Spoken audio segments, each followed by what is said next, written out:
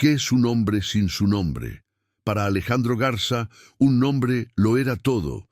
Era sinónimo de poder, un arma que usaba para demoler imperios y aplastar sueños ajenos desde lo alto de sus rascacielos en la Ciudad de México.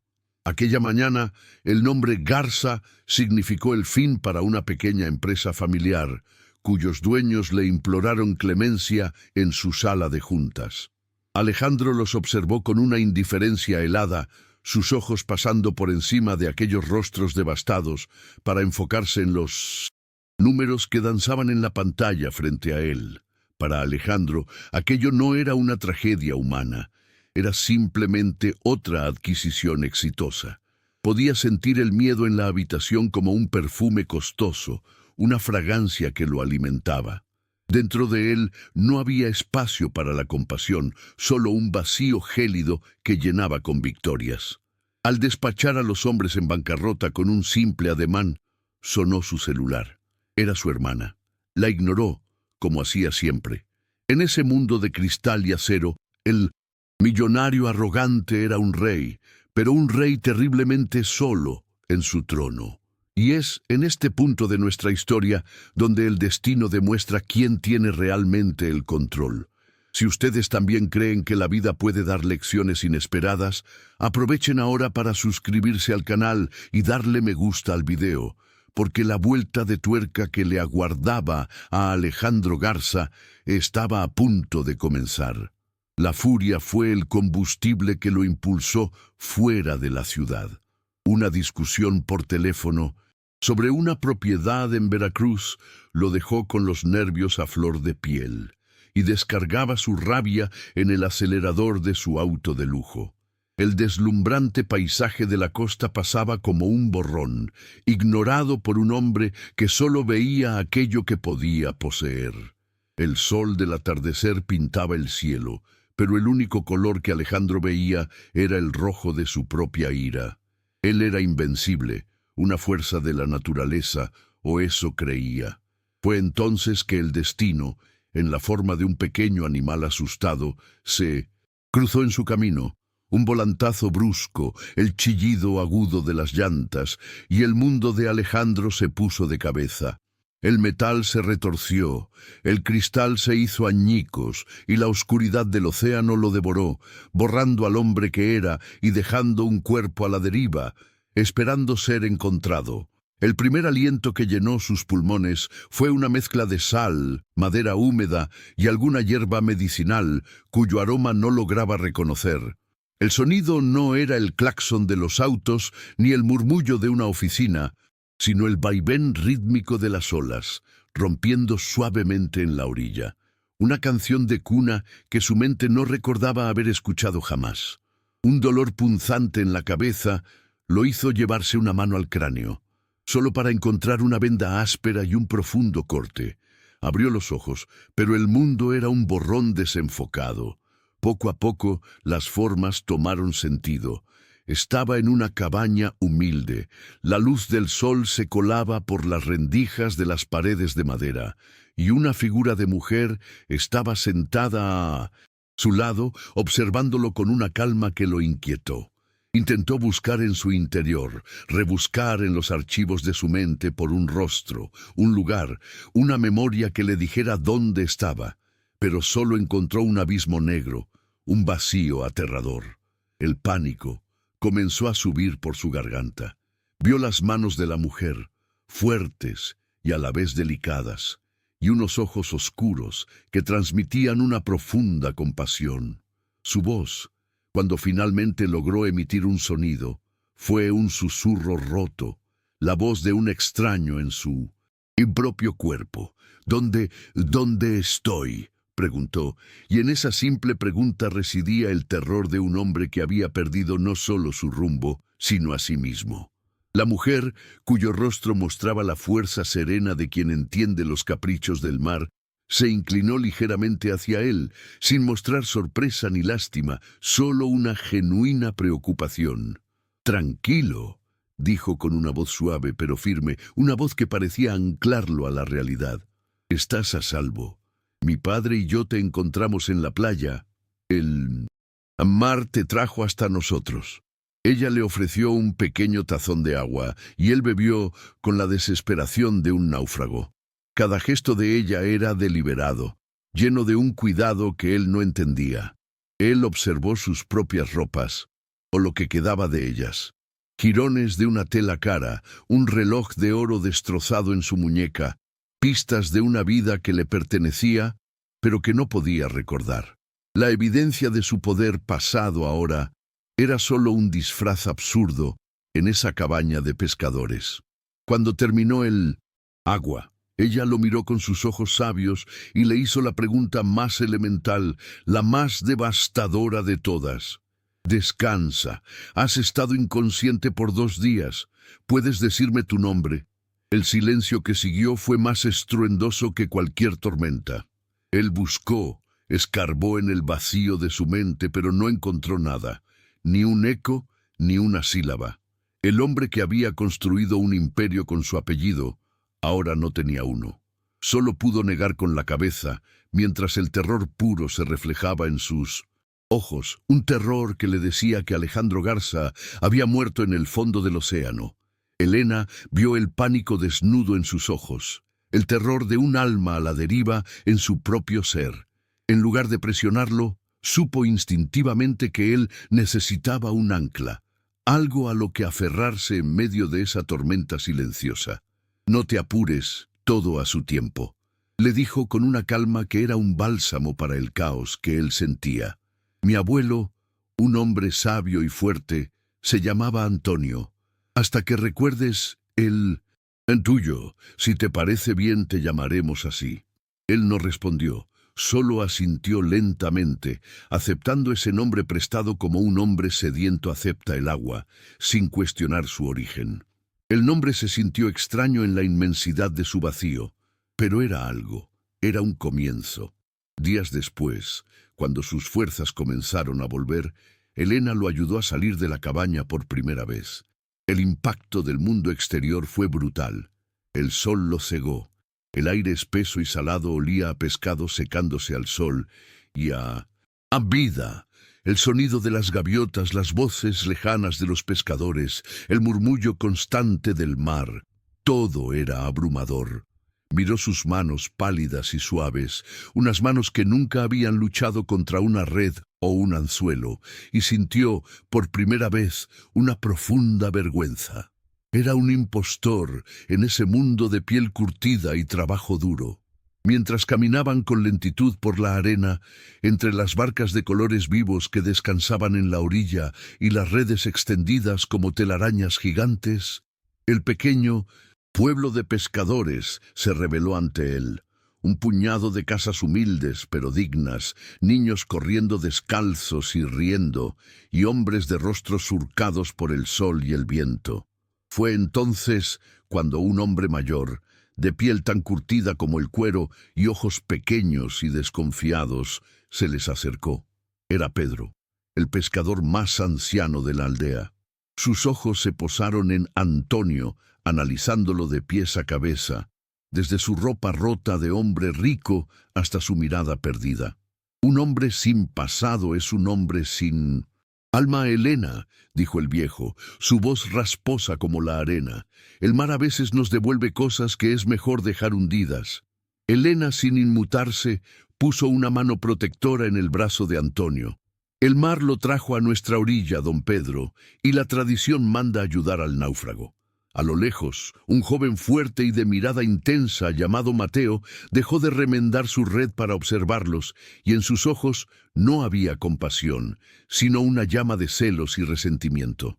Antonio sintió el peso de todas esas miradas, comprendiendo en ese instante que había sido rescatado de la muerte, sí, pero que ahora tendría que luchar por ganarse un lugar entre los vivos. Pasaron las semanas, y con ellas, la caridad de la aldea comenzó a sentirse como un peso insoportable sobre los hombros de Antonio. Sabía que no podía vivir de la compasión de Elena para siempre. Necesitaba encontrar un propósito, un lugar, por más humilde que fuera. Fue ella misma quien, con su infinita paciencia, le sugirió ayudar con las redes en la orilla. Lo que para un niño de la aldea era un juego, para Antonio se convirtió en una tortura humillante. Sus manos, diseñadas para cerrar tratos millonarios y sostener copas de cristal, se encontraron con la áspera realidad de las cuerdas de pescar.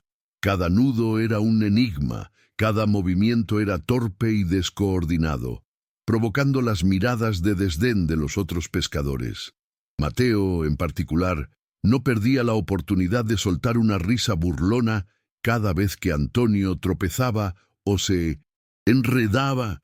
Dentro de su mente vacía, un viejo fantasma se removía con frustración, el instinto de optimizar, de dirigir, de corregir la ineficiencia que veía a su alrededor. Se mordía la lengua para no gritarles que estaban organizando mal el trabajo, que había una forma más lógica de hacerlo, pero ¿quién era él para dar órdenes? Era Antonio, el inútil, el hombre sin memoria, un cuerpo de hombre con la experiencia de un recién nacido. El dolor de los músculos que no sabía que tenía era agudo, pero palidecía en comparación con el dolor de su aplastante impotencia. Fue en uno de esos momentos, cuando estaba a punto de rendirse, con las palmas de las manos en carne viva y la frustración nublándole la vista, que sintió una presencia a su lado. Era Elena. Ella no dijo nada sobre su torpeza ni sobre las risas de los demás. Simplemente se arrodilló a su lado y, con una naturalidad asombrosa, tomó sus manos heridas entre las suyas. «Así no», le dijo en voz baja, su aliento cálido, contrastando con la brisa fría del mar. «Lastimarás tus manos y no ayudarás a la red. No se trata de fuerza, Antonio, se trata de ritmo. Tienes que sentir el peso, moverte con el mar, no luchar contra él». Sus manos guiaron las de él, enseñándole a sujetar la cuerda, a encontrar el compás en el jaleo, a convertirse en parte de un esfuerzo común en lugar de ser un obstáculo. Él, que en su vida olvidada jamás había aceptado ayuda de nadie, se dejó enseñar. Se concentró en el tacto de las manos de Elena, en la cadencia de su voz, y por un instante el mundo se redujo a ellos dos y la red. Al final del día, exhausto y adolorido, había logrado reparar una pequeña sección. Esa noche, mientras comían un sencillo pescado a las brasas, el sabor de la comida le pareció el más exquisito que hubiera probado. No era el platillo de un chef famoso, era algo mucho más valioso. Era el sabor del trabajo honesto, la primera recompensa que ganaba por el sudor de su frente. Los días se convirtieron en un ciclo de aprendizaje y dolor. Antonio aprendió a leer las nubes para predecir el tiempo, a diferenciar el canto de las gaviotas, a sentir en sus manos callosas el lenguaje de las cuerdas. Sin embargo, su progreso era lento y la sombra de ser una carga seguía persiguiéndolo. La verdadera prueba, no obstante, no llegó desde el mar, sino desde la tierra.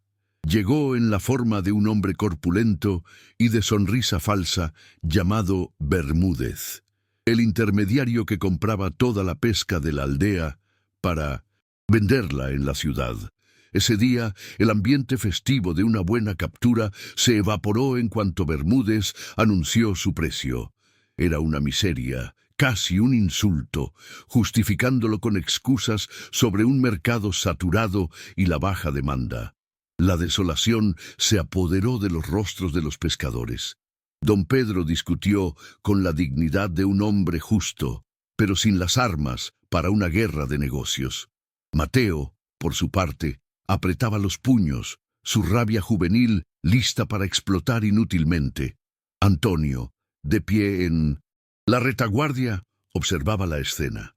Y entonces, algo dentro de él, un mecanismo largamente dormido, se activó. El pescador torpe se desvaneció y en su lugar emergió un estratega. Analizó la postura de Bermúdez, su discurso, sus puntos débiles. No sentía la desesperación de sus compañeros, sentía el pulso frío de una oportunidad, la adrenalina de un campo de batalla que, aunque olvidado, le resultaba extrañamente familiar.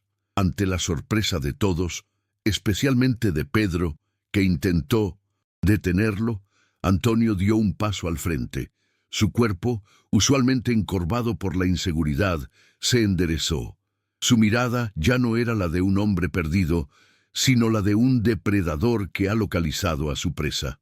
«Su oferta no es justa, señor Bermúdez», dijo. Su voz tranquila, pero con un filo de acero que hizo que el comprador lo mirara por primera vez como a un igual. Antonio no apeló a la piedad. Habló de logística, del costo del combustible, de la calidad superior del pescado de esa temporada, incluso se atrevió a mencionar, con una seguridad pasmosa, el interés de otro comprador en un pueblo vecino, un comprador que no existía, pero que en su mente se materializó con una lógica implacable. Desarmó cada excusa de Bermúdez con argumentos precisos, usando un vocabulario de negocios que dejó a los pescadores boquiabiertos. Bermúdez, sudando y acorralado, sin esperar jamás un ataque tan sofisticado en esa humilde aldea, cedió. Subió su oferta, no una, sino 3 veces, hasta llegar a un precio justo que provocó un suspiro colectivo de alivio. Cuando el camión de Bermúdez se marchó levantando polvo, el silencio que quedó fue de pura estupefacción. Los hombres ya no miraban a Antonio con lástima o desdén, sino con un asombro teñido de respeto. Elena lo observaba con el corazón acelerado, preguntándose quién era realmente ese hombre que el mar le había traído, ese náufrago capaz de domar tiburones de tierra firme. Esa tarde, por primera vez, Antonio no fue invisible. Los mismos hombres que antes lo ignoraban, ahora lo buscaban, le daban palmadas en la espalda, le ofrecían un trago de una botella de tequila para celebrar. Don Pedro se le acercó y, sin decir palabra, le dio un asentimiento lento y profundo, un gesto que en su lenguaje silencioso equivalía a una disculpa y a una bienvenida. Antonio aceptó los gestos de gratitud, pero por dentro se sentía un farsante. Ellos celebraban a un héroe que él no conocía, a un fantasma que habitaba en su cuerpo y que se había manifestado con una destreza aterradora. El respeto que había ganado se sentía tan ajeno como el reloj roto en su muñeca. Más tarde, cuando la euforia se calmó y la aldea se sumió en la tranquilidad de la noche, Elena lo encontró sentado solo en la arena, con la mirada fija en el horizonte oscuro del mar. Ella se sentó a su lado, dejando que el sonido de las olas llenara el silencio por un momento, antes de hacer la pregunta que ardía en la mente de todos. «¿Cómo lo hiciste, Antonio?» Su voz era apenas un susurro. «Nunca he visto a nadie enfrentarse así a Bermúdez. Parecía que lo conocías, que sabías exactamente qué decir. ¿De verdad no recuerdas nada?» La pregunta flotó entre ellos, cargada de una mezcla de admiración y un temor apenas disimulado. Antonio giró su rostro hacia ella, y a la luz de la luna, Elena pudo ver la profunda confusión en sus ojos. No había rastro del hombre calculador de esa tarde, solo estaba el náufrago perdido que ella había rescatado. «No lo sé, Elena», confesó con una honestidad desgarradora. Fue como si otra persona tomara el control. Las palabras no eran mías, la seguridad no era mía. Por un momento vi a través de los ojos de un extraño, y te juro, me dio más miedo que a nadie. Su vulnerabilidad la desarmó por completo. Cualquier recelo que pudiera haber sentido se disolvió, reemplazado por una oleada de empatía. Él no era un mentiroso. Era un hombre luchando contra los fantasmas de un pasado que ni siquiera podía ver. Instintivamente, ella extendió su mano y cubrió la de él sobre la arena. El contacto fue eléctrico, un ancla de calidez en su océano de incertidumbre. En ese instante, con la inmensidad del mar frente a ellos y el calor de la mano de Elena sobre la suya, Antonio sintió algo que no había experimentado antes. Una profunda y abrumadora sensación de paz. Se dio cuenta de que la satisfacción de haber ganado la negociación era vacía comparada con la plenitud de ese simple gesto. Era una calma que no venía del poder ni del dinero, sino de la conexión, de ser visto y aceptado en su estado más roto. Por primera vez, no anhelaba recordar quién había sido, solo deseaba quedarse en ese preciso momento para siempre. Mientras Antonio descubría la paz en la sencillez de una aldea de pescadores, a cientos de kilómetros de distancia, en el corazón de acero y cristal de la Ciudad de México, los tiburones comenzaban a oler la sangre en el agua. En la sala de juntas de Garza Corp, el trono de Alejandro permanecía vacío, una ausencia tan poderosa y palpable como su antigua presencia. En ese vacío de poder, un hombre había comenzado a moverse con la astucia de quien ha esperado toda su vida por ese momento. Ricardo Morales, el eterno segundo al mando, ahora ocupaba el asiento de Alejandro. Con una expresión de falsa solemnidad, se dirigía a un consejo nervioso. La ausencia de mi amigo y mentor, Alejandro, nos pesa a todos, decía, su voz cuidadosamente modulada para transmitir una profunda preocupación. Pero nuestro deber, su deber y el mío es proteger el legado que construyó. No podemos permitir que la incertidumbre paralice a esta gran empresa. Cada palabra era una pieza de ajedrez. Mientras hablaba de lealtad, sus ojos calculaban el miedo y la ambición en los rostros de los demás directivos. Por fuera, era el pilar de la estabilidad. Por dentro, una euforia salvaje recorría sus venas. El imperio de Garza estaba a su alcance, y él, que siempre vivió a la sombra del rey, estaba listo para robar la corona. Ricardo no perdió el tiempo. Comenzó a moverse en las sombras, usando las mismas tácticas depredadoras que había aprendido de su maestro. Se reunió en secreto con los abogados de la empresa, iniciando el proceso legal para declararlo ausente y poder asumir el control total. Empezó a esparcir rumores insidiosos entre los accionistas, que Alejandro quizás había huido por deudas ocultas, que su estilo de vida errático finalmente le había pasado factura. La única voz de disidencia provenía de Sofía, la hermana de Alejandro, una mujer a la que él siempre había mantenido a distancia. Ella irrumpió en la oficina de Ricardo, con los ojos enrojecidos por el llanto y la preocupación, exigiéndole que destinara más recursos a la búsqueda de su hermano en lugar de a las maniobras corporativas. Ricardo la trató con una piedad condescendiente. «Sofía, entiendo tu dolor, de verdad», le dijo, tomando sus manos con una frialdad que la hizo estremecer. «Pero debes ser fuerte. Alejandro no querría que el trabajo de su vida se derrumbara por sentimentalismos». La despidió con la certeza de haberla neutralizado, convencido de que su camino hacia la cima estaba completamente despejado. No contaba con que la verdadera lealtad, al igual que el amor, a veces puede florecer en los lugares más inesperados. Los meses tiñeron la piel de Antonio con el mismo sol que había curtido a generaciones de pescadores. Sus manos, antes testimonio de una vida de ocio, ahora contaban historias de cuerdas, salitre y esfuerzo, con callos que eran medallas de su nueva existencia. Ya no era el náufrago inútil. Había encontrado su propio ritmo dentro de la sinfonía de la aldea. Aprendió a reparar las redes con una paciencia que jamás sospechó poseer, y aunque su habilidad nunca igualaría la de los hombres nacidos en ese lugar, su tenacidad le había ganado un respeto silencioso y sólido. Elena fue su maestra en el arte de vivir con sencillez. Le enseñó a encontrar maravillas en lo cotidiano. El sabor del primer café de la mañana, la historia que cuenta la forma de una concha, la promesa de lluvia en el color del cielo. Pero la enseñanza, para sorpresa de ambos, se volvió un camino de ida y vuelta. Antonio, con la lógica implacable que a veces emergía en él como un río subterráneo, La ayudó a organizar las cuentas de la pequeña cooperativa, creando un sistema tan simple y efectivo que les permitió a todos tener un control claro de sus ganancias.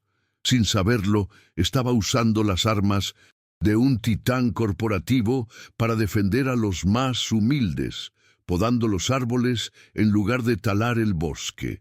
Su relación se transformó. Ya no era la de una salvadora y su protegido, sino la de dos almas que se complementaban, construyendo un puente entre el mundo de la intuición y el de la razón. Una noche, después de una cena compartida con el padre de Elena, caminaban por la orilla bajo un manto de estrellas tan brillantes que parecían al alcance de la mano. El murmullo del mar era la única música que acompañaba el cómodo silencio que había crecido entre ellos. Fue Antonio quien lo rompió, su voz cargada de una emoción genuina que ya no le daba miedo mostrar. «No sé qué clase de hombre fui antes, Elena», dijo, deteniéndose para mirarla. «Pero cada día le doy gracias al mar por haberme borrado, porque me permitió convertirme en el hombre que soy ahora, aquí, contigo». Sus palabras quedaron suspendidas en el aire, una confesión que era mucho más que una simple declaración de amor. Era la aceptación de su nueva identidad, una identidad forjada por ella. La distancia entre ellos desapareció, atraídos por una fuerza invisible y poderosa. Cuando él levantó una mano para acariciar su mejilla, sus dedos rozaron un sencillo collar de conchas que ella llevaba, y en ese instante un relámpago fugaz le atravesó la mente. La imagen vívida de un collar de diamantes, frío y deslumbrante, en el cuello de una mujer cuyo rostro no podía ver. La sensación que acompañó la imagen fue de hielo, de posesión, de vacío. El calor del momento se rompió por un escalofrío. Se apartó un centímetro, la confusión nublando su rostro, un doloroso recordatorio de que, aunque su memoria estuviera muerta, el fantasma de Alejandro Garza todavía respiraba en su interior. Aquel fugaz recuerdo fue como una grieta en el cristal de su nueva vida. Aunque Antonio intentaba con todas sus fuerzas aferrarse a la paz que había encontrado, la sensación helada de aquel collar de diamantes lo acechaba en momentos de silencio, un susurro de un mundo de lujos vacíos que no lograba comprender, pero que, de alguna forma, le pertenecía. Elena notó su distancia, una nueva sombra de melancolía en su mirada, y sabiamente le dio su espacio, aunque su corazón se encogía de preocupación. La vida en la aldea, sin embargo, no se detiene por las tormentas internas de un solo hombre. Llegó el día de la fiesta anual del santo patrón de los pescadores, y la pequeña comunidad estalló en una celebración de vida y gratitud. Las humildes cabañas se adornaron con guirnaldas de flores de papel de colores brillantes. El aire se llenó con el olor a pescado frito y el sonido de la música jarocha. Por una noche, Antonio se permitió olvidar la grieta en su alma. Se dejó arrastrar por la alegría colectiva, compartió tragos con don Pedro, jugó con los niños y, sobre todo, bailó con Elena bajo un cielo iluminado por fuegos artificiales. En el centro de esa humilde pista de baile, sosteniendo a Elena en sus brazos, riendo con una libertad que sentía nacerle desde adentro, era la imagen misma de la felicidad, un hombre renacido. Pero la felicidad, en el mundo moderno, puede ser una imagen robada, un instante capturado sin permiso. Entre la multitud se encontraba una joven turista de la capital, una bloguera de viajes fascinada por lo que ella llamaba la autenticidad cruda de la vida en la costa. Con su celular en mano, buscaba la foto perfecta que encapsulara esa pureza que tanto anhelaban sus seguidores. Y entonces la vio. La pareja perfecta, el hombre de rasgos finos pero curtido por el sol, y la mujer de belleza natural y sonrisa radiante, girando al compás de la música. Sin pensarlo dos veces, disparó una ráfaga de fotos. Más tarde esa noche, en la comodidad de su hotel, eligió la mejor y la subió a sus redes sociales con una leyenda poética. A veces, la mayor riqueza se encuentra donde no hay dinero, el amor y la alegría en su estado más puro. México mágico, vida autenta. La foto era magnética. Comenzó con unos cientos de me gusta, luego miles. Fue compartida por cuentas más grandes. El algoritmo hizo su magia. La imagen del pescador anónimo y feliz se convirtió en un pequeño fenómeno viral, un escape visual para miles de citadinos. Viajó a la velocidad de la luz por el universo digital, hasta que finalmente, a la mañana siguiente, esa misma imagen apareció en la pantalla del celular de una mujer en un lujoso apartamento de la Ciudad de México. El corazón de Sofía Garza se detuvo. Era él. Sin duda alguna, era su hermano, Alejandro. Por un largo minuto, Sofía Garza no pudo respirar. El celular casi se le resbala de las manos temblorosas. Amplió la imagen, sus ojos recorriendo cada píxel del rostro de ese hombre. Era Alejandro, desgastado por el sol, más delgado, con una barba de varios días y vestido con ropas que jamás hubiera imaginado. Pero era él. Sin embargo, no fue el reconocimiento físico lo que la hizo sollozar, sino la expresión de su rostro. La sonrisa en esa foto era abierta, genuina, una sonrisa que ella no le había visto desde que eran niños, antes de que el dinero y el poder construyeran una fortaleza de cinismo a su alrededor.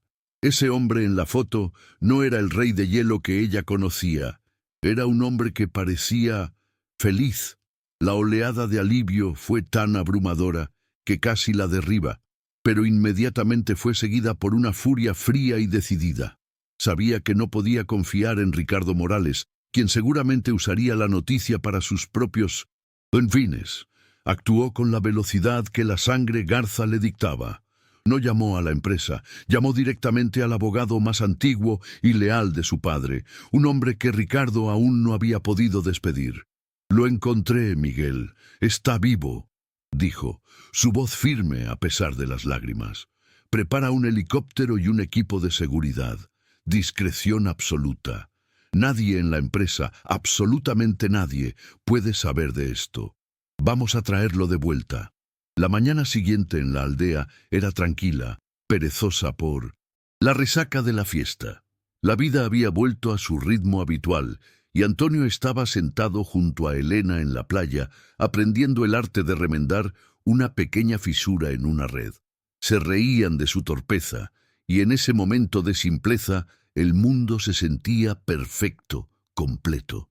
Fue entonces cuando un sonido extraño comenzó a crecer desde el horizonte, un zumbido sordo que se convirtió en un estruendo atronador. Los aldeanos salieron de sus cabañas, sus rostros vueltos hacia el cielo con una mezcla de curiosidad y miedo. Una monstruosa libélula de metal, un helicóptero negro y brillante, descendió sobre ellos, levantando una tormenta de arena que los obligó a cubrirse los ojos. Antes de que pudieran recuperarse del shock, las puertas se deslizaron y de su interior emergieron hombres con trajes oscuros y zapatos caros que se hundían torpemente en la arena. Se movían con una eficiencia impersonal, sus miradas recorriendo a los pescadores hasta que se posaron en Antonio. Caminaron directamente hacia él, ignorando a todos los demás. Un hombre de rostro severo se detuvo frente a él. «Señor Garza», dijo, su voz cortante y sin emoción. «Alejandro Garza, su hermana nos ha enviado. Es hora de volver a casa». El nombre cayó en medio de la aldea como una bomba, y en la explosión de ese silencio, el mundo entero de Antonio se hizo añicos.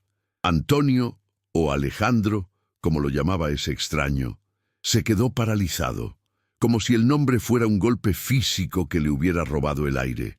Buscó una respuesta en el único lugar que le daba seguridad, el rostro de Elena, pero la mujer que encontró ya no era la misma. Su expresión de asombro se transformó en una máscara de incredulidad y dolor. Los murmullos se extendieron por la aldea como un reguero de pólvora. «Garza», repetían algunos. El nombre le sonaba, asociado a titulares de periódicos sobre negocios despiadados y fortunas incomprensibles. Don Pedro lo miraba ahora con la certeza de quien ve confirmada su peor sospecha. Para acelerar las cosas, uno de los abogados añadió con una frialdad brutal: es el dueño de Garza Corp, uno de los hombres más ricos y poderosos de todo México. Las palabras cayeron sobre Elena como piedras. Rico, poderoso. De repente, todo cobró un sentido terrible. Su extraña habilidad para la negociación, el destello de autoridad en su voz, el recuerdo fugaz de un collar de diamantes. El hombre del que se había enamorado, el alma sencilla y rota que había remendado con paciencia, era una mentira. Pertenecía al mundo de los depredadores, de los hombres que veían su aldea no como un hogar, sino como un punto insignificante en un mapa de inversiones. El amor que sentía se tiñó de traición. La mano que instintivamente había querido extender hacia él, ahora cayó inerte a su costado. El mundo de Antonio se derrumbó. Las palabras del abogado no le trajeron recuerdos, solo un horror abrumador.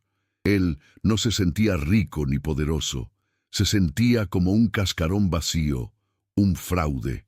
La verdad sobre su pasado no llenó el vacío de su mente, sino que le confirmó el origen de esa frialdad que a veces sentía dentro, ese fantasma que lo asustaba. Pero el verdadero golpe, el que le partió el alma, fue ver la herida en los ojos de Elena. La mujer que le había dado un nombre y un propósito ahora lo miraba como a un monstruo. La identidad de Antonio, la única que conocía y amaba, se había disuelto.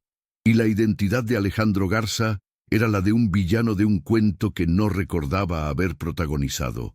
«No», susurró dando un paso atrás, lejos de los hombres de traje. «Yo no soy ese hombre. Mi vida está aquí». Suplicó con la mirada a Elena, pero ella permanecía inmóvil, prisionera de su propio shock. Los hombres de seguridad, sin embargo, no estaban allí para negociar. Con una firmeza profesional, lo tomaron de los brazos para guiarlo hacia el helicóptero. «¡Elena, por favor!», gritó él, su voz rota por la desesperación. Pero ella no se movió. ¿Cómo podría? Él era Alejandro Garza, mientras los subían a la fuerza a la máquina infernal. Sus ojos no se apartaron de ella. El viento de las hélices creó un muro invisible entre los dos, y mientras se elevaba, vio cómo su mundo, su amor, su única verdad, se hacía cada vez más pequeño, hasta desaparecer. El viaje en helicóptero fue un ascenso al infierno.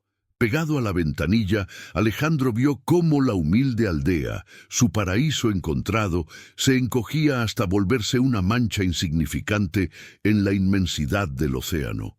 Vio la playa donde había caminado con Elena, el lugar donde había aprendido a reír de nuevo, y sintió como si le estuvieran arrancando el corazón del pecho. La desesperación inicial, cruda y paralizante, comenzó a transformarse en el calor de una nueva determinación. La imagen que no podía borrar de su mente no era la de la aldea, sino la del rostro de Elena, quebrado por el dolor y la traición. En ese momento, en medio del rugido de las hélices, Alejandro Garza, o Antonio, o quienquiera que fuese, tomó una decisión. Ya no podía ser el hombre pasivo que esperaba que los recuerdos volvieran. Tenía que ir a buscarlos, tenía que entender quién era el monstruo cuyo nombre había hecho tanto daño a la mujer que amaba, no para recuperar su antigua vida, sino para destruirla. Se juró a sí mismo que volvería a esa playa, pero no como el millonario que todos veían ahora. Volvería como Antonio, el hombre que Elena había ayudado a nacer, y lucharía contra el fantasma de su propio pasado para recuperar la única vida que le importaba. El engranaje de su destino había cambiado de marcha. Ya no era un náufrago, era un guerrero en una misión. El aterrizaje fue tan violento como el despegue. El helicóptero se posó en la cima de un rascacielos que arañaba el cielo contaminado de la Ciudad de México. El aire olía a asfalto y a prisa, no a sal y a libertad. Hombres de traje, con rostros tensos y serviles, lo recibieron con una reverencia que le revolvió el estómago. «Bienvenido a casa, señor Garza», decían, y cada vez que pronunciaban ese nombre, sentía como si le pusieran una soga al cuello. Lo condujeron a un apartamento penthouse, un espacio tan vasto, frío y silencioso como un mausoleo. Paredes de cristal mostraban una ciudad que no reconocía, muebles de diseño que parecían incómodos, arte abstracto que no le decía nada. No había ni una sola foto, ni un libro gastado, ni un objeto que hablara de un hogar. Era la jaula de oro de un extraño. Se detuvo frente a un espejo que cubría una pared entera y se observó. Vio a un hombre bronceado con ropas de pescador, con las manos curtidas y la mirada de un animal atrapado, un ser completamente ajeno a ese lujo insultante. Fue entonces cuando una mujer entró en la habitación, sus ojos llenos de lágrimas contenidas. Se acercó a él con cautela, como si se acercara a un fantasma. «Alejandro», susurró ella. «Hermano».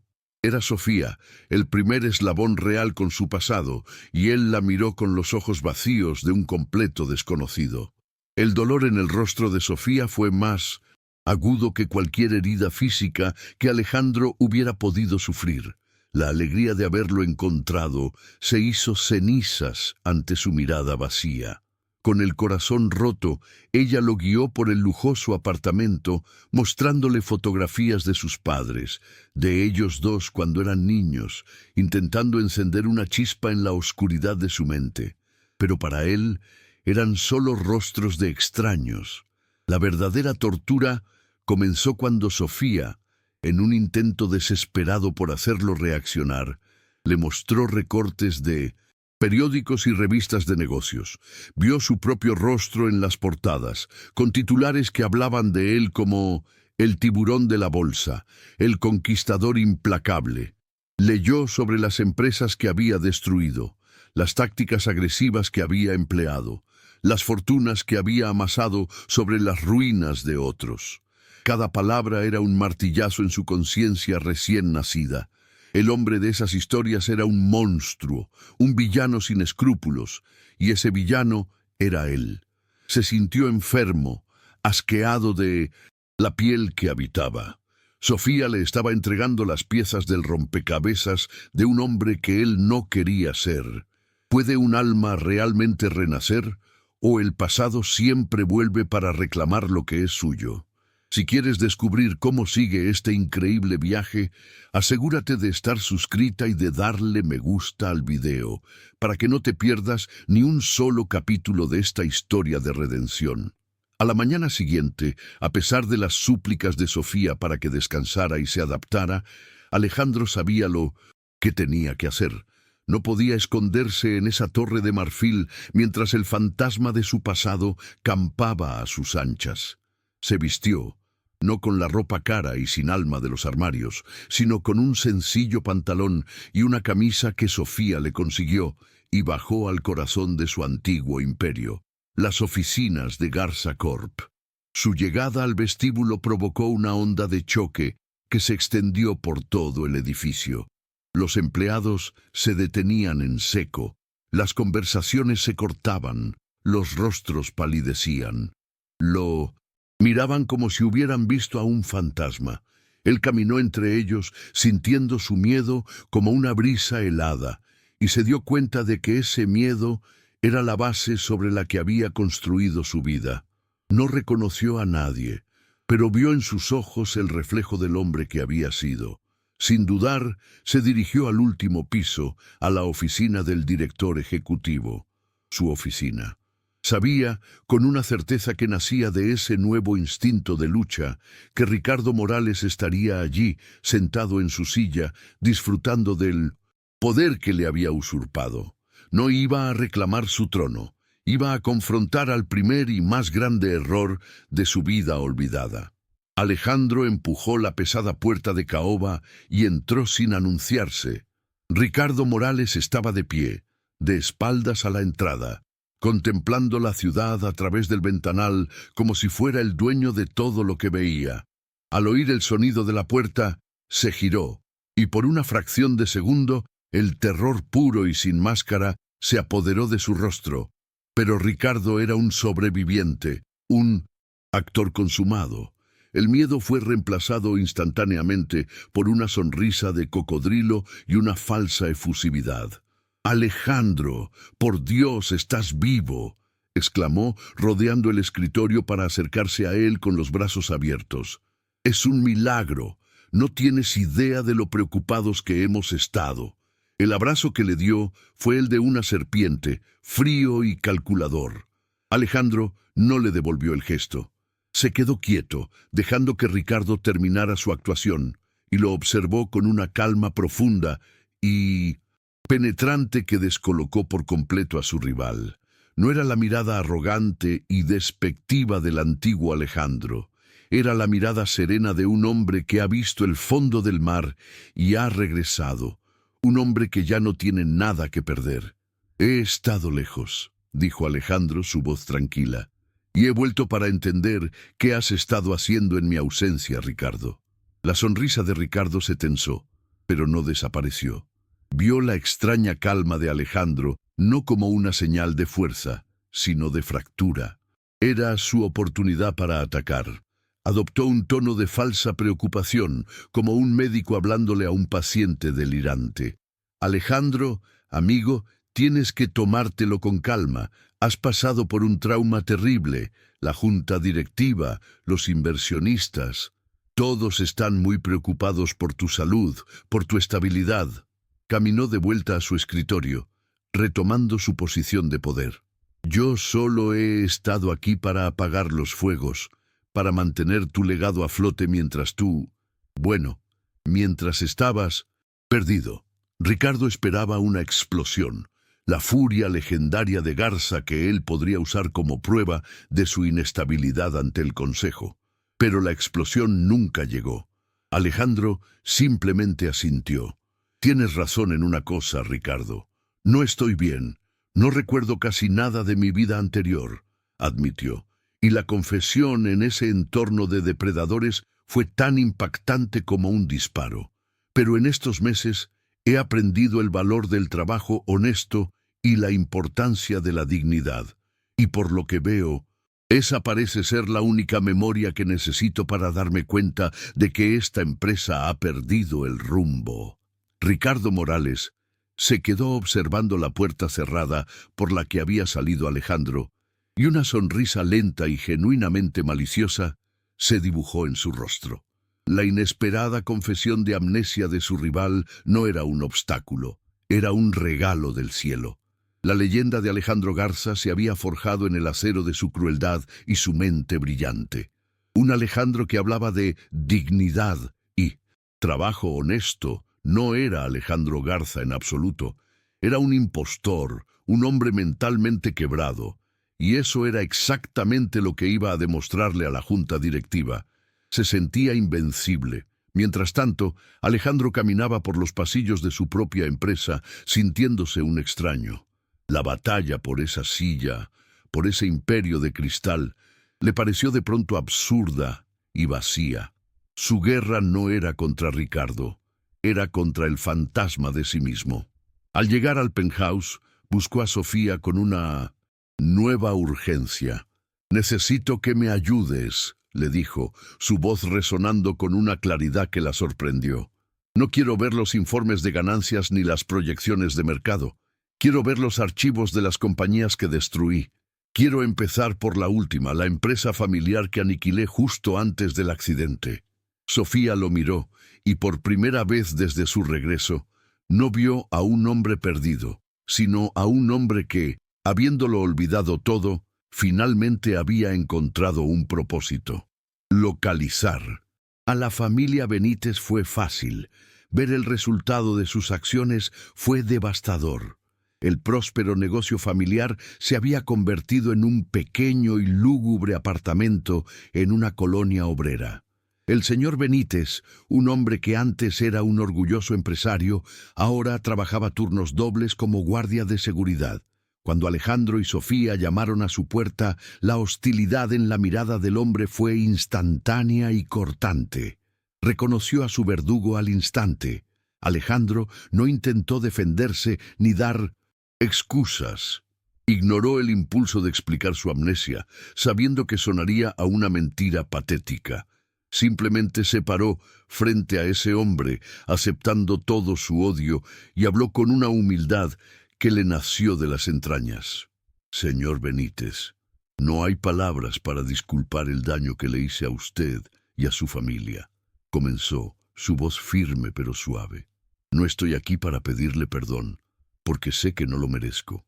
Estoy aquí para intentar, en la medida de lo posible, reparar el daño. Le expuso su plan. No una limosna, sino una reinversión total, financiada de su bolsillo personal, para relanzar su empresa, devolviéndole el control total y absoluto. El señor Benítez lo escuchaba, su coraza de rabia comenzando a agrietarse ante la sinceridad casi surrealista de ese hombre. El monstruo que, por alguna razón inexplicable, había vuelto para intentar sanar las heridas que él mismo había infligido. El acto de redención de Alejandro fue, para Ricardo Morales, la munición perfecta que necesitaba para la ejecución final. A través de sus informantes, se enteró de la reunión con la familia Benítez y de la increíble oferta de Alejandro. Para un hombre como Ricardo, un acto de bondad tan desmedido solo podía tener dos explicaciones. O era la prueba definitiva de una locura galopante, o era el pago de un soborno para silenciar un crimen del pasado.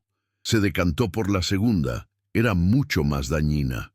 Con una precisión quirúrgica, contactó a un periodista sin escrúpulos de un importante diario financiero y le filtró una historia perfectamente fabricada. La narrativa era brillante en su malicia. Sugería que la quiebra de la empresa Benítez no había sido una simple adquisición hostil, sino la tapadera de un fraude masivo orquestado por Alejandro.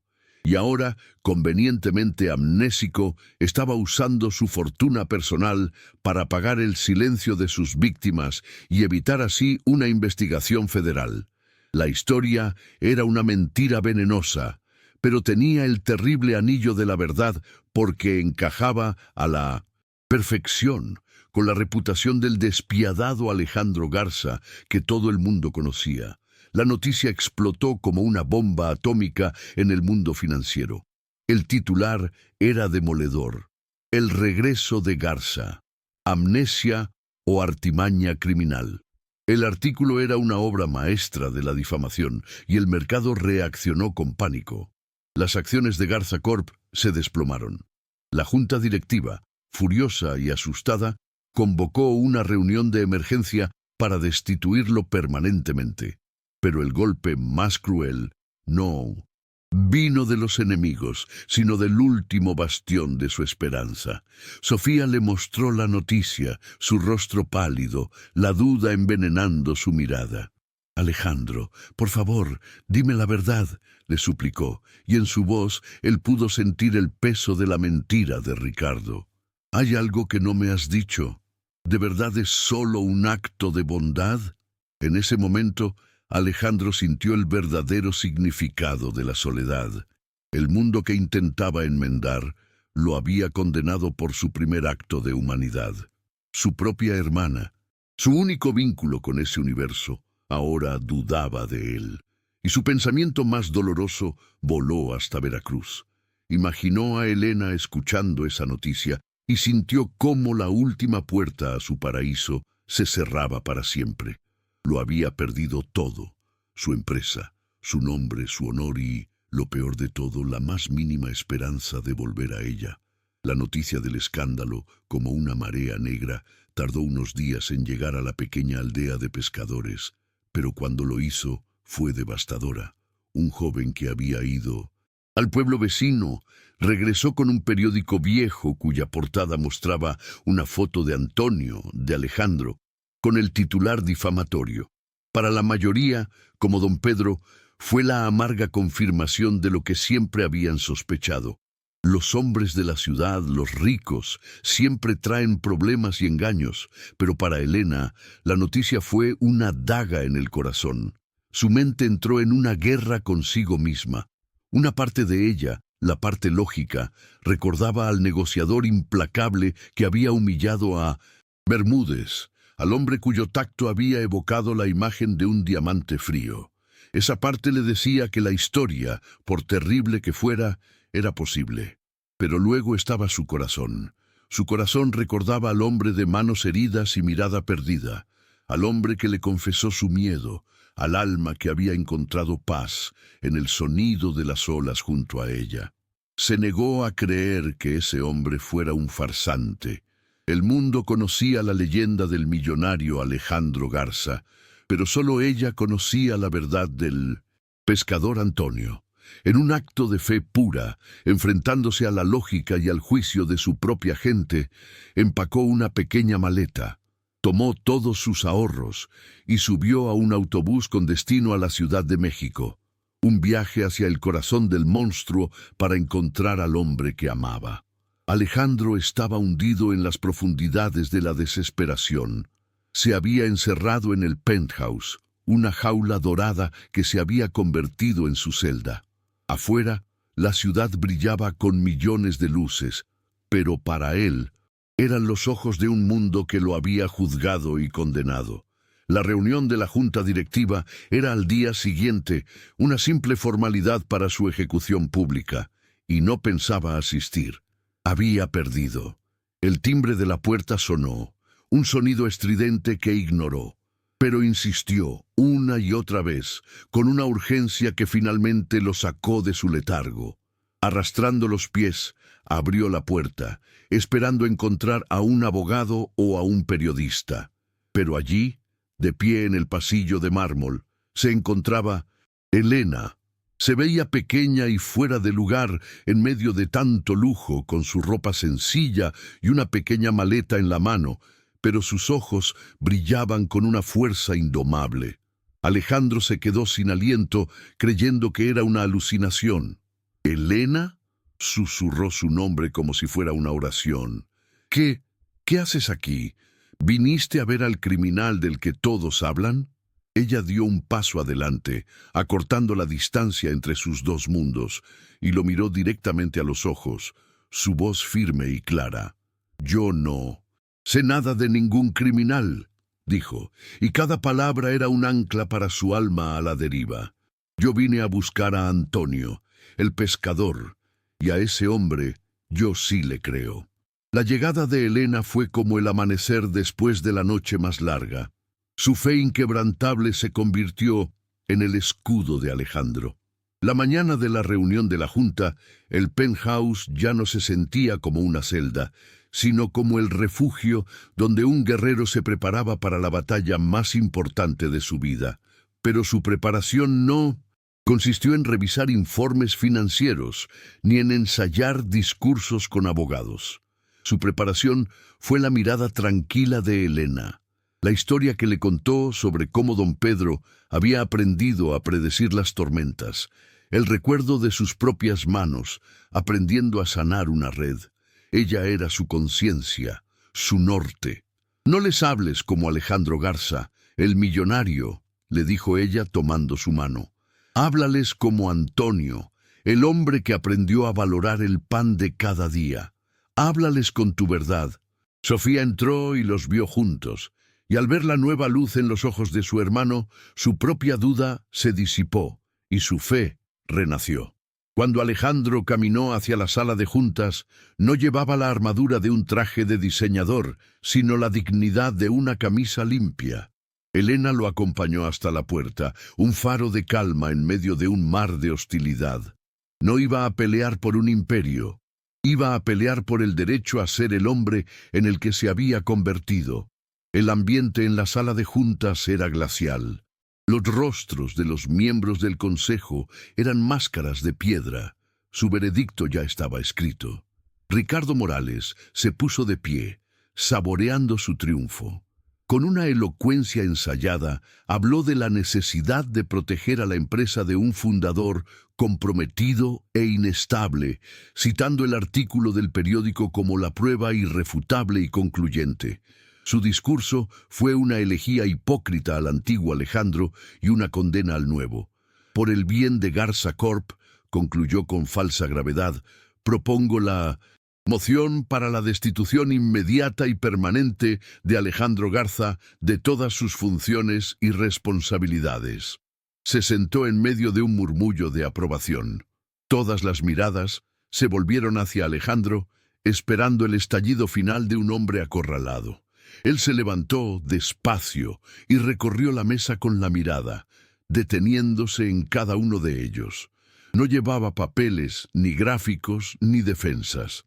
Y entonces habló, y sus primeras palabras dejaron a la sala en un silencio sepulcral.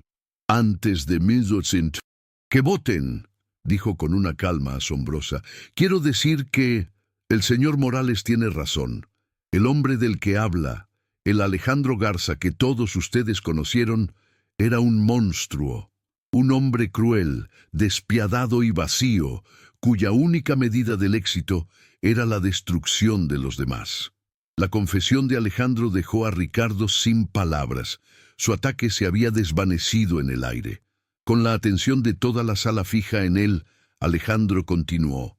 Su voz ya no era la de un director ejecutivo, sino la de un hombre contando la historia más importante de su vida. Ese monstruo, señores, murió ahogado hace meses en la costa de Veracruz, y de las aguas el mar devolvió a un hombre sin nombre, sin pasado, sin poder. Un hombre que tuvo que aprender a vivir de nuevo desde cero. Les habló de la aldea, de la generosidad de gente que no tenía nada, y aún así lo compartió todo. Les describió el dolor de sus manos al trabajar por primera vez, la profunda humildad de depender de la bondad de otros, y la inmensa paz que descubrió en una comida ganada con el sudor de su frente. Les contó cómo una comunidad de pescadores, trabajando juntos, podía enfrentar cualquier tormenta, un concepto que en esa sala, un nido de víboras donde reinaba la competencia, sonaba a un idioma extranjero. No estaba presentando una defensa, estaba ofreciendo un testimonio, la crónica del renacimiento de un alma. Garza Corp, continuó, su mirada recorriendo de nuevo a los miembros de la Junta, es el reflejo perfecto del hombre que yo era, inmensa, poderosa, eficiente y completamente vacía de propósito, más allá de acumular más poder. Hizo una pausa, dejando que el peso de sus palabras se asentara. Hoy, Ricardo les ofrece continuar con ese legado. Yo les ofrezco algo diferente. Les propongo una nueva visión, una que aprendí no en una escuela de negocios, sino en una cabaña de pescadores. Una visión donde el crecimiento no se mida solo en cifras, sino en el bienestar que generamos.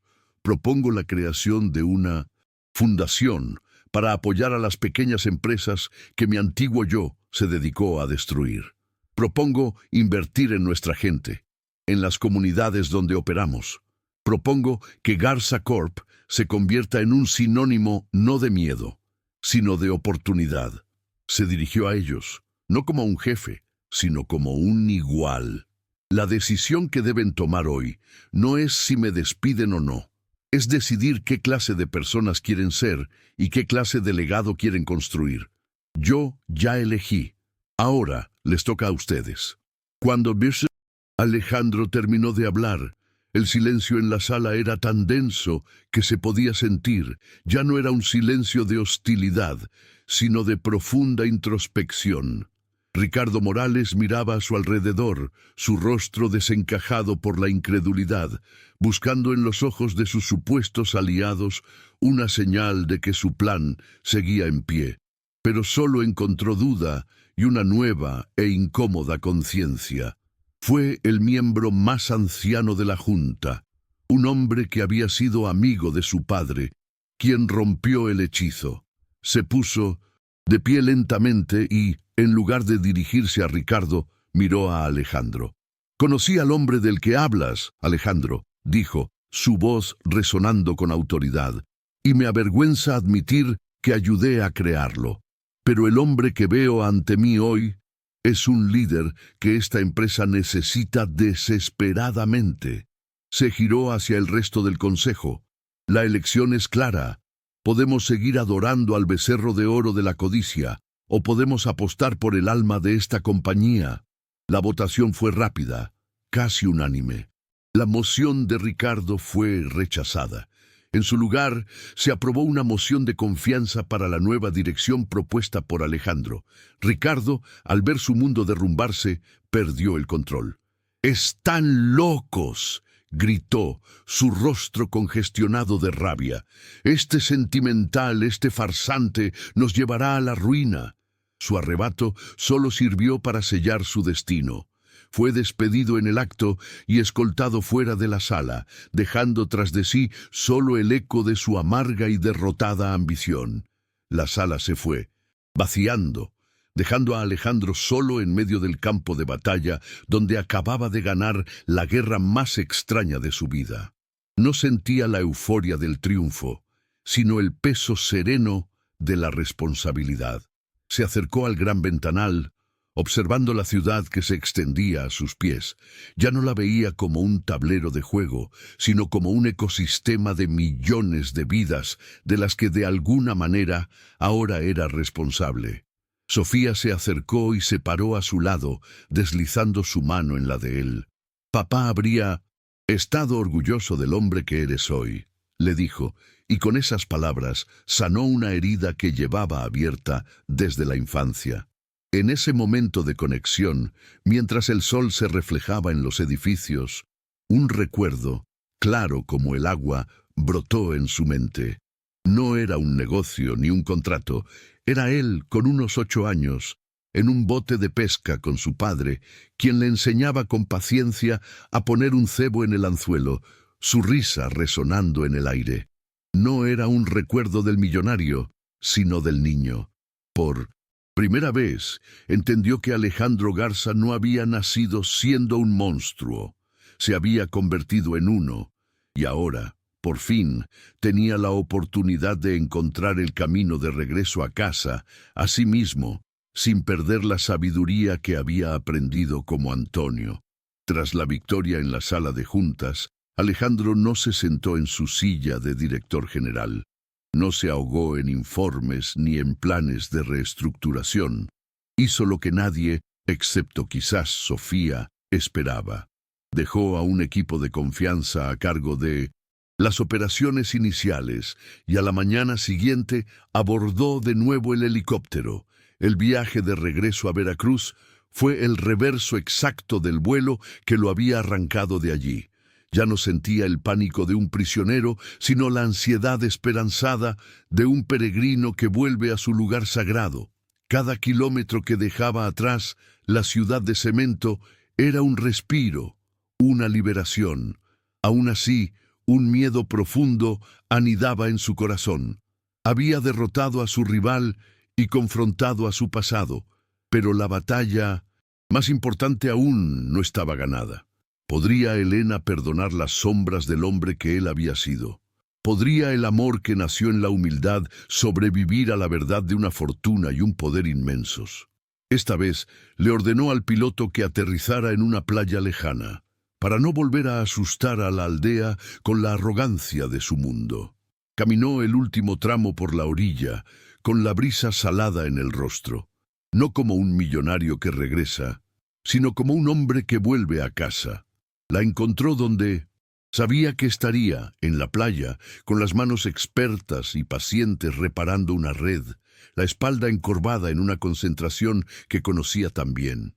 Ella sintió su presencia antes de verlo. Levantó la vista y sus movimientos se detuvieron. Se quedó inmóvil mientras él se acercaba, sus ojos examinándolo, buscando una respuesta a la pregunta que la había atormentado desde que se fue. ¿Quién había regresado por ella, Alejandro o Antonio? Él se detuvo a unos pasos de distancia, su corazón latiendo con una fuerza que amenazaba con romperle el pecho. No había discursos ensayados, solo la verdad. «Gané, Helena», dijo en voz baja. «Gané la batalla en la ciudad. Pero me di cuenta de que esa victoria no significaba nada si no podía volver aquí y mirarte a los ojos». Dio un paso más. «No puedo borrar al hombre que fui, ni los recuerdos que empiezan a volver, pero te juro que nunca olvidaré al hombre que tú me ayudaste a ser. Y ese hombre, Antonio, es el que te ama más que a nada en este mundo». Una lágrima solitaria rodó por la mejilla de Helena, pero sus labios, finalmente, se curvaron en una sonrisa. En sus ojos, él vio la respuesta, vio la aceptación. Ella no veía a un millonario ni a un pescador, veía a su hombre. «Entonces», susurró ella, su voz llevada por la brisa, «bienvenido a casa». Esa noche, sentados en la misma arena donde él había sentido la paz por primera vez, construyeron el mapa de su futuro. Alejandro le contó a Helena cada detalle de la junta directiva, no para jactarse de su victoria, sino para que ella entendiera la inmensa responsabilidad que ahora compartían. Le explicó su visión de transformar Garza Corp de una máquina depredadora a un motor de cambio positivo.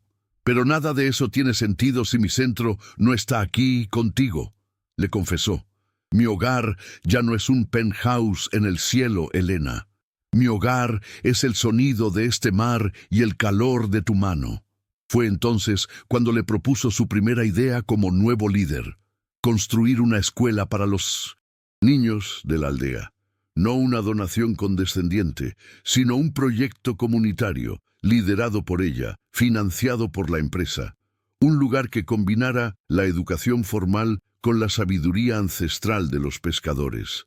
Era la primera viga de un puente que uniría sus dos mundos.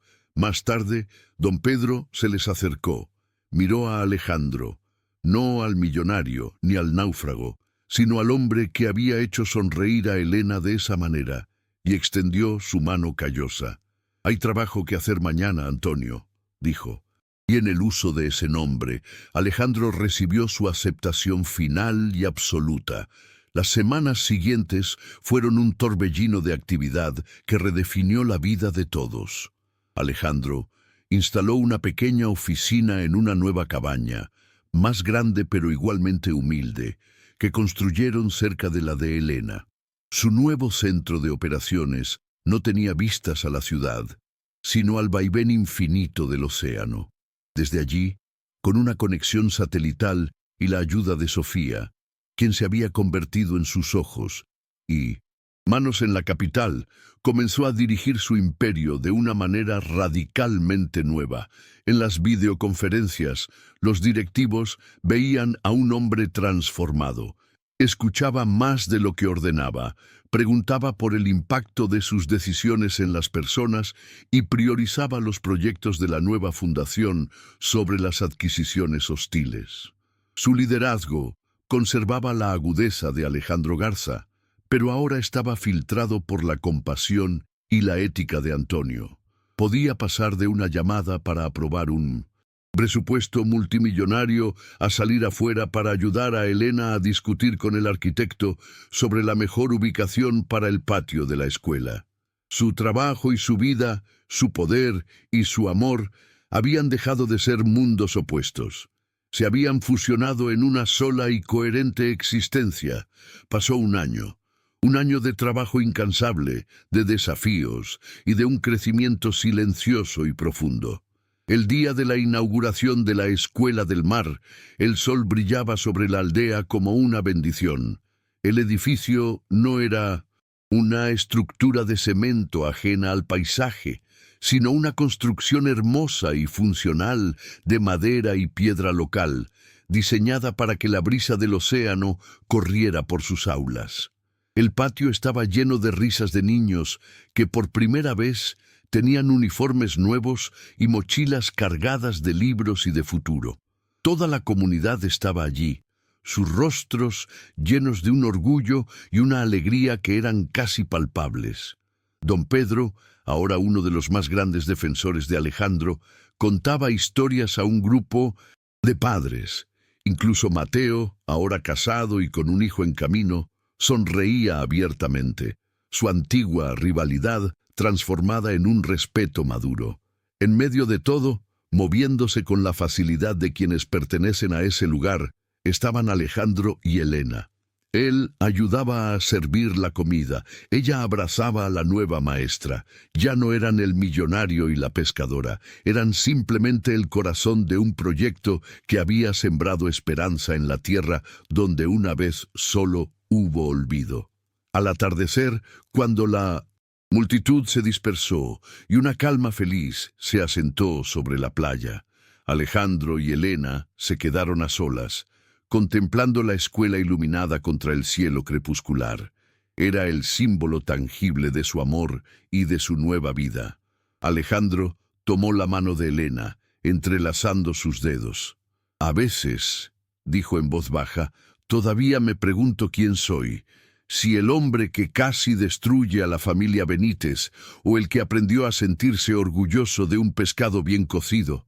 Sus palabras no estaban cargadas de angustia, sino de una serena curiosidad. Elena se apoyó en su hombro, su ancla, su certeza. «Ya no eres ninguno de los dos por separado», le respondió con la sabiduría que solo el amor puede dar. «El mar se llevó a esos dos hombres y nos devolvió uno nuevo. Eres el hombre que eligió qué hacer con los pedazos rotos, el que decidió construir. Eres Alejandro, mi Alejandro». Al escuchar su nombre, el que una vez le causó tanto terror, dicho ahora con una ternura infinita, sintió que todas las partes de su alma finalmente encajaban. Ya no era un fantasma ni un náufrago, estaba completo y estaba en casa. Él la atrajo hacia sí, en un abrazo que contenía todas las batallas ganadas y todas las bendiciones recibidas. Se quedaron así, en silencio, escuchando el ritmo del mar que era el mismo ritmo de sus corazones. La brisa trajo consigo las risas lejanas de los últimos niños que se resistían a irse a casa. «Construimos un lugar para que ellos aprendan a soñar», susurró Alejandro contra un cabello. Hizo una pausa y luego, con una ternura que nunca había conocido, colocó suavemente su mano sobre el vientre de Elena. La miró, sus ojos formulando una pregunta llena de esperanza y un amor profundo. Y estaba pensando que este lugar será aún más perfecto cuando nuestros propios hijos corran por ese patio. Elena no respondió con palabras, simplemente cubrió la mano de él con la suya y asintió, mientras lágrimas de pura felicidad resbalaban por sus mejillas. El ciclo de dolor de la familia Garza, un legado de soledad y poder, se había roto para siempre.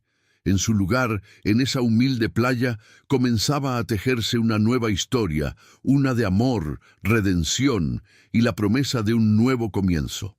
Mientras permanecían abrazados, el celular de Alejandro vibró en su bolsillo. Por costumbre lo sacó. Era una notificación de una prestigiosa revista de negocios. La abrió y le mostró la pantalla a Elena. Era un artículo que nombraba a Garza Corp como la empresa más innovadora del año, no por sus ganancias, sino por su revolucionario modelo de responsabilidad social y la creación de su fundación para pequeños empresarios. El artículo lo describía a él como un enigma, un líder transformador que había cambiado las reglas del juego. El antiguo Alejandro se habría enorgullecido de ese reconocimiento. El hombre de ahora, sin embargo, simplemente sonrió. Era la prueba de que el cambio era real y duradero, pero la validación de ese mundo lejano ya no era el aire que respiraba. Con un gesto tranquilo, apagó la pantalla, guardó el teléfono y volvió su atención a lo único que importaba: el increíble atardecer que pintaba el cielo, el calor de la mujer que amaba en sus brazos y el sonido de las olas que le recordaban que a veces un hombre tiene que perderlo absolutamente todo para finalmente encontrar el camino a casa. Mientras el último filo del sol se hundía en el océano, pintando el cielo de tonos violetas y anaranjados, una de las ancianas de la aldea los llamó desde la puerta: de su cabaña. «Antonio, Elena», gritó con una voz cariñosa, «no se vayan a la cama sin cenar. Tomen un poco de pan que acaba de salir del horno». Alejandro sonrió, y el gesto fue tan natural como respirar. Se acercó y aceptó el pan, su calor pasando a través del trapo que lo envolvía. El simple acto de generosidad, el ser llamado Antonio por la matriarca de la aldea, fue la confirmación final de su pertenencia. Tomados de la mano, caminaron hacia su casa, cuya luz encendida era un faro de bienvenida en la creciente oscuridad. No caminaban como un millonario y una pescadora, sino como un hombre y una mujer que habían encontrado su lugar en el universo, el uno en el otro. No necesitaban nada más. Llevaban en sus manos un simple pan y en sus corazones el peso glorioso de una vida reconstruida. Y así, la historia del implacable Alejandro Garza, que tuvo que perder la memoria para encontrar su alma, llega a su verdadero comienzo. Su viaje nos enseña que a veces el pasado no es una sentencia sino una lección, y que la verdadera identidad no reside en nuestro nombre ni en nuestra fortuna, sino en las elecciones que hacemos cuando nos enfrentamos a nuestro propio reflejo. Es una historia sobre cómo el amor, en su forma más pura y humilde, puede ser la única brújula capaz de guiarnos fuera de la oscuridad.